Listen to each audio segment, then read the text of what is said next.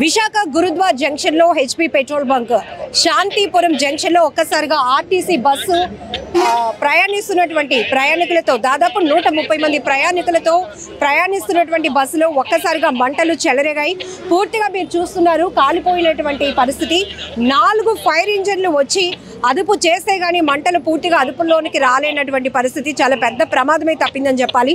ఒకవైపు ఇక్కడ మీకు హెచ్పీ పెట్రోల్ బంక్ ఉంది, మరొక వైపు పైన హై టెన్షన్ వైర్లు కూడా ఉన్నాయి. అయితే ఇక్కడ శాంతిపురం జంక్షన్ లో విధులు నిర్వహిస్తున్నటువంటి ట్రాఫిక్ కానిస్టేబుల్ అలర్ట్ అవ్వి ఇమీడియట్ గా ఫైర్ డిపార్ట్మెంట్ కి కాల్ చేయడం వల్ల వాళ్ళు ఫైర్ ఇంజన్స్ తో పాటు ఫోర్స్ అంతా కూడా వచ్చి మంటలు అదుపు చేయడం జరిగింది. ఏం జరిగిందండి? ఎన్ని గంటల ప్రాంతంలో జరిగింది? ఇది 8:30 మధ్యలో మేడం, 8:30 మధ్యలో బస్సు ఆగిందనమాట. బస్సు ఆగినప్పుడు పబ్లిక్ అంతా పాసెంజర్ ఉంటారు కదా, దిగిపోయి వెళ్ళిపోతున్నారు. ఏంటి దిగిపోయి వెళ్ళిపోతారని చూస్తుంటే బస్సు నుంచి పొగల్లాగా వస్తున్నాయి. సిగ్నల్ పడినప్పుడే ఈ సిగ్నల్ ఇంకా కదలలేదు అనేది నేను ముందుకెళ్ళి చూశాను. ఫ్రంట్కి వెళ్ళి చూడగానే ప్రజలందరూ దిగుతున్నారు. చూస్తే బస్సులో ఫ్రంట్ ఇంజిన్ దగ్గర మంటలు వస్తున్నాయి. డ్రైవర్ లేరు, ఎవరు లేరు, అందరు కిందకి దిగిపోయారు. సరే కదని చాలా ప్రమాదం అవుతుందని చెప్పి ఇంకా ఫైర్ మంటలు ఎక్కువ అవుతున్నాయి. ఎక్కువ అంటే ఇమీడియట్గా కంట్రోల్ రూమ్ వారికి, పోలీస్ కంట్రోల్ రూమ్ వారికి తెలియపరిచాను మేడం. తెలియపరిచి మళ్ళీ law and order police 4th law and order వాళ్ళకి తెలియపరిచాను మేడం. ప్రజలకు ఏమీ కాలేదు మేడం, ప్రజలకు ఏమీ కాదు. ఎలా దాదాపు నేను చూసినప్పటికెళ్ళి ఒక 100-120 మంది ప్రజలు, అంటే బాగా ఎక్కువ. యాక్చువల్గా అయితే బస్సు కెపాసిటీ 60-70 మంది అనుకో, కానీ ప్రజలు ఈ మూగిని ప్రజలు వీళ్ళందరూ కలిపి నేను అలా వెళ్ళిపోతుంటే వెంటనే ఇమీడియట్గా మన కంట్రోల్ రూమ్ తెలియపరిచాను. ప్రజలకు ఏమీ కాలేదు, పబ్లిక్ ఏమీ కాదు. వేరంగా స్పందించడం వల్ల, చెప్పడం వల్ల మన ఫైర్ ఇంజిన్ వాళ్ళు వచ్చి మొత్తం 2-3 లారీలు వచ్చి బాగా ఫైర్ చేశారు. అందరూ వచ్చారు, మన ప్రెస్ వాళ్ళందరూ వచ్చి బాగా స్పందించి ఒక్కసారిగా ఆర్టీసీ బస్సు అగ్నికేలల్లో చిక్కుకోవడంతో తీవ్ర భయాందోళనకు గురైనటువంటి పరిస్థితి. ఎందుకంటే టైర్లు పేలిన శబ్దంతో ఒక్కసారిగా అందరూ పరుగులు పెట్టారు. అండ్ హై టెన్షన్ వైర్లు పైనుంచి ఉన్నాయి. ఇటు చూస్తే పెట్రోల్ బంక్ ఉంది.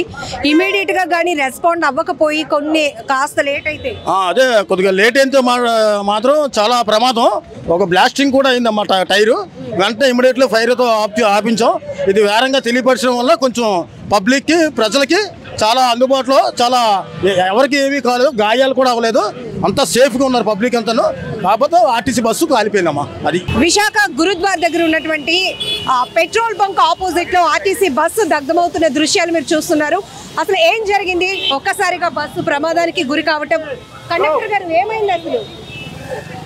మేము కోర్మన్పాలెం నుంచి 7:10కి బయలుదేరామండి. విజయనగరం వెళ్తున్నాం. చాలా విపరీతంగా అయిపోయింది. జనాలు కూడా విపరీతం, అంత ఇంత కాదు, వద్దు అంటున్నా ఎక్కేస్తున్నారు. తర్వాత మరి అది ఇక్కడికి వచ్చేటప్పుడు బండి ఆగింది. వెనకాల ఆటో వాళ్ళు వచ్చి బాబు లోపల నుంచి మంటలు వచ్చేస్తున్నాయి చూసుకుంటే కింద దిగి చూసాము. చూసేది అప్పటికే మంటలు వచ్చేస్తున్నాయి. జనాలు అందరినీ కింద దించేసి మేము కింద దిగిపోయాము. అసలు అగ్నిమాపక సిబ్బంది ఎంత ప్రయత్నిస్తున్నా కూడా మంటలు అదుపు రాలేనటువంటి పరిస్థితి ఉంది. మరొక వైపు ఇప్పుడు ఈ బ్లూ కలర్ డబ్బాలో నీళ్ళు మావి కదా, మావి కాదు ఆలివి. సో ఇంకా ఎక్కువ శాతం ఇక్కడ మనకి పెద్ద పెట్రోల్ బంక్ కూడా ఉంది గురుద్వారా జంక్షన్ లో. ఇక్కడ మనం చూసే కనుక ఇది అదుపులోనికి వచ్చే ప్రయత్నం అయితే కనుక అగ్నిమాపక సిబ్బంది చేస్తున్నారు. ఓవర్లోడ్ అంటే ఎంతమంది స్ట్రెంత్ ఉండొచ్చు అంటారు? పొద్దునకే ఓవర్లోడ్ అంటే ప్రజెంట్ బ్యాంక్లో 130 మంది ఉన్నారు. 130 మంది ఉన్నారు. ఈ సర్వీస్ ఏంటండి? ఎక్కడి నుంచి? విజయనగరం, కోర్మన్పాలెం నుంచి విజయనగరం. కోర్మన్పాలెం టు విజయనగరం అంటే మార్నింగ్ కే అంత స్ట్రెంత్ రావటం వల్ల వెహికల్స్ ఫిట్నెస్ లేని పరిస్థితులు కూడా చూస్తున్నాం కదా. బస్ ఫిట్నెస్ ఎట్లా ఉంది? ఫిట్నెస్ బాగానే ఉన్నదండి. మేము రోజు ఇదే బండి, చాటు బండి కదా, రోజు వెళ్తుంటాం కదా. ఈ రోజు చాలా ఎక్కువ అయిపోయాయి. ఆటోలో వచ్చి స్ట్రైక్ అంటున్నారు, దాని మీద ఎక్కువ వచ్చారు. సో ఇక్కడ మీరు సిగ్నల్ లో ఆపేటప్పటికి మంటలు వచ్చాయి. ఆటో వాళ్ళు చెప్పారు మాకు, బాబు ఏదో మంటలు వస్తున్నాయి. సైడ్ నుంచి ఫ్రంట్ డైర్ నుంచి వచ్చాయి. ఆటో వాళ్ళు మాకు చెప్తే మేము చూసి అప్పుడు వాళ్ళందరినీ కింద దించేసాం. అప్పుడు ఫైర్ పెద్ద అయిపోయింది. మీరు అదే బస్సులో వస్తున్నారా? వాళ్ళందరూ వెళ్ళిపోయారు మా బస్సులు దిగినారు. సో ఇక్కడ మనం చూడొచ్చు కోర్మన్పాలెం టు విజయనగరం వెళ్తున్నటువంటి బస్ సర్వీస్ ఏదైతే ఉందో AP 31Z0254 bus 4th town petrol bunk దగ్గరికి వచ్చేటప్పటికి ఒక్కసారిగా అందులో మంటలు చెలరేగటం అనేది ఆటో డ్రైవర్స్ అయితే గమనించారు. ఆటో డ్రైవర్స్ గమనించి బస్సులో నుంచి మంటలు వస్తున్నాయని చెప్పేటప్పటికి వెంటనే కండక్టర్ అలాగే డ్రైవర్ గారు కూడా ఇద్దరు అలర్ట్ అవ్వడం జరిగింది. బస్సులో అప్పటికే ఉదయానికి అంటే దాదాపుగా 8:30 ప్రాంతంలో ఈ ఘటన జరిగింది. ఉదయానికే ఎక్కువగా బస్సులో స్ట్రెంత్ ఎక్కువ ఉన్నారు, 130 మంది వరకు ఉన్నారు అని కూడా చెప్తున్నారు. ఇమీడియట్గా సమాచారం అందుకున్నటువంటి అగ్నిమాపక సిబ్బంది ఘటనా స్థలికి చేరుకుని మంటలను అదుపు చేస్తున్నటువంటి దృశ్యాలు. ఇప్పటికే ఇది మార్నింగ్ హైవే కాబట్టి ఎక్కువగా జనాల రద్దీ కూడా ఉంటుంది. ఈ క్రమంలోనే ట్రాఫిక్ డైవర్షన్ కూడా మనం చూస్తూ ఉన్నాం. అలాగనే ప్రజలు ఇటువైపుగా ప్రయాణించే వాళ్ళు కూడా అయ్యో ఒక్కసారిగా పొద్దునకే ఆర్టీసీ బస్సు ఇలా ఫైర్ అయిపోతుంది అనే ఘటన చూడటానికి చాలా మంది వెహికల్స్ రోడ్డు మీదే ఆపి మరి ఈ దృశ్యాలు చూస్తున్న పరిస్థితి ఉంది. అయితే కండక్టర్ గారు ఒక ఆవేదనగా చెప్తా ఉన్నారు ఏంటంటే పొద్దునకి అంటే ఫిట్నెస్లు చెక్ చేసుకుని మేము సర్వీస్ స్టార్ట్ చేస్తాం మేడం, కాకపోతే ఏంటంటే ఎక్కువ మంది ప్రజలు ఉండడం జరుగుతుంది, 130 మంది వరకు బస్సులో స్ట్రెంత్ ఉన్నారు, ఓవర్లోడ్ వల్ల ఈ ప్రమాదం జరిగి ఉంటుంది అని చెప్తున్నారు. సో పూర్తిగా మంటలు అదుపులోనికి వచ్చిన తర్వాత అసలు ఏం జరిగింది అనే దానిపైన కూడా ఒక క్లారిటీ వచ్చే అవకాశం ఉంది. సో ఆర్టీసీ బస్సులు ఇలా ప్రమాదాలకు గురి కావటం అనేది ఒక రకంగా ఆందోళనకు గురి అయ్యే పరిస్థితి అని కూడా చెప్పచ్చు. ఇక్కడ మీరు చూస్తున్నారు ఫైర్ సిబ్బంది అయితే కనుక ఫోమ్తో అలాగే లిక్విడ్తో కూడా ఈ మంటలను అదుపు చేసే ప్రయత్నం చేస్తున్నారు. జనరల్గా ఇక్కడ పెద్ద petrol bunk HP petrol bunk ఉండటం వల్ల మంటలు కనుక వ్యాపిస్తే కనుక చాలా తీవ్రమైన ప్రమాదంగా మారే అవకాశం ఉంటుంది. మరొక వైపు హై టెన్షన్ వైర్లు కూడా పైనుంచి కనపడుతూ ఉన్నాయి. సో ఇప్పటికీ కూడా ఒక 20 నిమిషాల నుంచి కూడా అగ్నిమాపక సిబ్బంది ఫైర్ డిపార్ట్మెంట్ సిబ్బంది అంతా కూడా శ్రమిస్తున్నా కూడా అదుపులోనికి రాలేనటువంటి పరిస్థితి ఉంది. సో బస్ కండిషన్ చూస్తే కనుక అంటే ఫిట్నెస్ వరకు బాగానే ఉంది మేడం, ఎందుకంటే రెగ్యులర్గా ఈ సర్వీసు కోర్మనపాలెం నుండి విజయనగరం వరకు వెళ్తూ ఉంటుంది అని చెప్తున్నారు.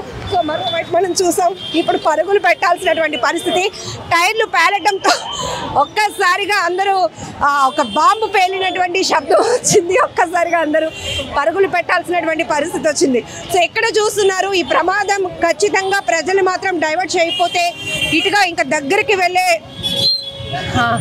ప్రయత్నం ఎవరైనా చేస్తే కనుక ప్రమాదం మరింత పెరిగే అవకాశం ఉంది. కాబట్టి ఇప్పటికే ట్రాఫిక్ పోలీసులు కూడా అలర్ట్ అయ్యి అందరినీ కూడా ట్రాఫిక్ని డైవర్ట్ చేస్తున్నారు. సో టైర్లు పేలినటువంటి శబ్దం మీరు లైవ్లోనే విన్నారు కదా. కేవిటి ప్రసాదరావు అండి, నేను assistant district fire officer Maripalem.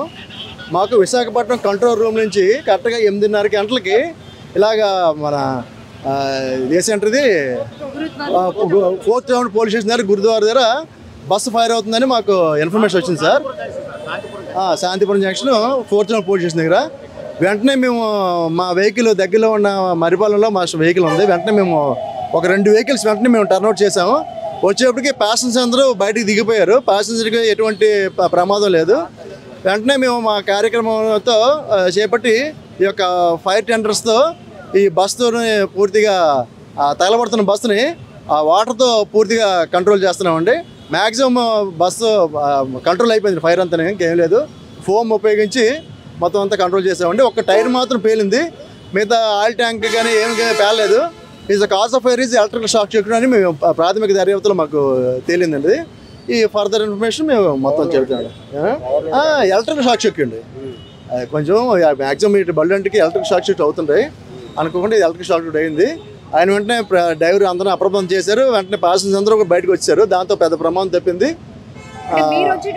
మేము వచ్చారు ఫైర్ అవుతుందండి, అంటే ప్రజలందరూ ప్రయాణికులందరూ బయటకు దిగిపోయారు, బస్సు మాత్రం ఫైర్ అవుతుంది. మేము వచ్చిన వెంటనే మా యొక్క వాటర్ టెండర్తో ఉపయోగించి ఈ ఫైర్ని మ్యాక్సిమం 95% కంట్రోల్ అయిపోయిందండి. కాకపోతే బస్సు మాత్రం డ్యామేజ్ అయిందండి. ఎంతమంది మ్యాన్ పవర్ వర్కౌట్ అయింది, అలాగే ఎన్ని ఇంజిన్స్? ఒక 4 ఇంజిన్లు, అంటే విశాఖపట్నం నుంచి ఒక 2 ఇంజిన్లు, మరిపాలెం నుంచి ఒక 2 ఇంజిన్లు వచ్చాయండి. ఈ దగ్గరలో ఈ ఫైర్ సర్వీస్ ఉండడం వల్ల వెంటనే మేము దాన్ని కంట్రోల్ చేయగలిగాము. సార్ పరిస్థితి అంటే మనకి ఇది ఒక 5 కిలోమీటర్స్ దూరం ఉంది. మరిపాలెం 5 కిలోమీటర్స్, విశాఖపట్నం ఒక 6 కిలోమీటర్స్. అంటే మాకు ఇన్ఫర్మేషన్ రావడం అంత లేట్ అవుతుందండి. అంటే మాకు కంట్రోల్ రూమ్కి ఎవరో చెప్పారు, ఆ కంట్రోల్ రూమ్ మాకు రావడం అయింది. వెంటనే మేము బయలుదేరిపోతాము, వితిన్ 1 మినిట్లో మేము బయలుదేరిపోతాము. హైవేలో మరి ట్రాఫిక్ అది ఉంటుంది కాబట్టి కొంచెం ఇదైంది.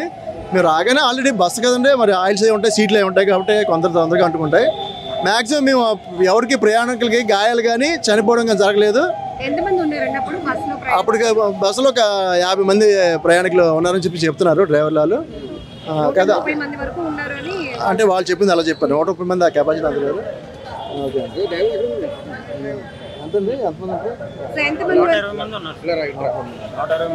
కానీ చిన్నది ఫైర్ అవగానే నేను అందరినీ దించి పక్క పంపించానండి. పక్కన బంక్ కూడా ఉంది, బంక్ కూడా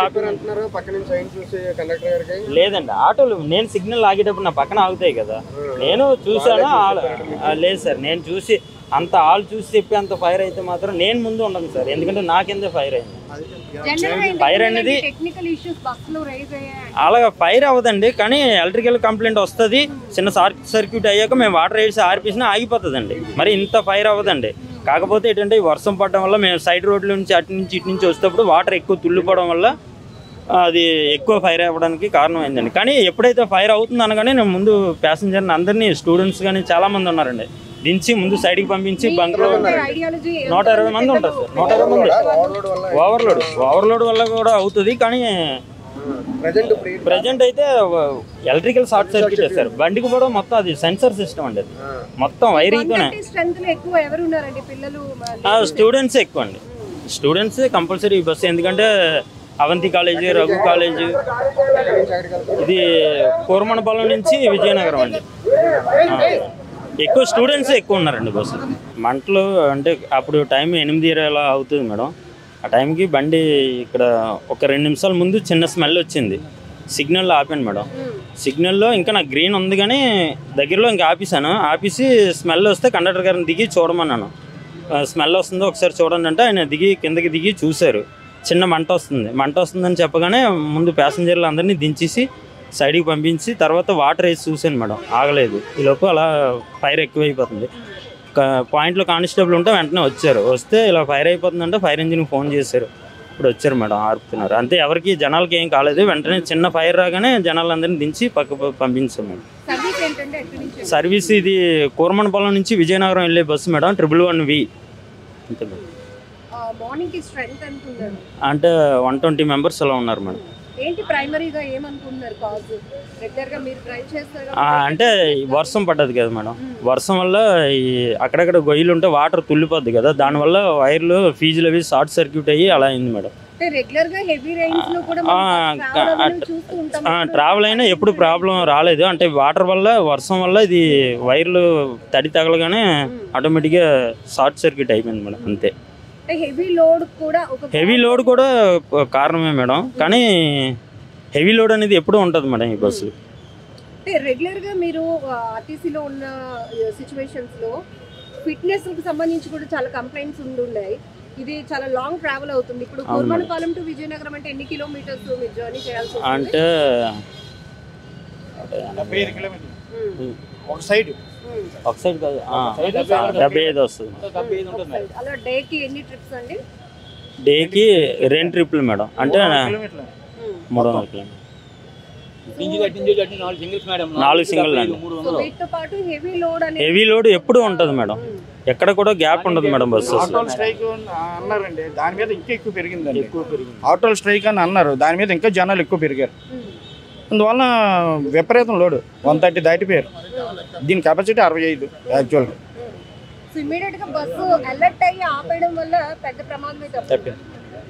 తప్పింది.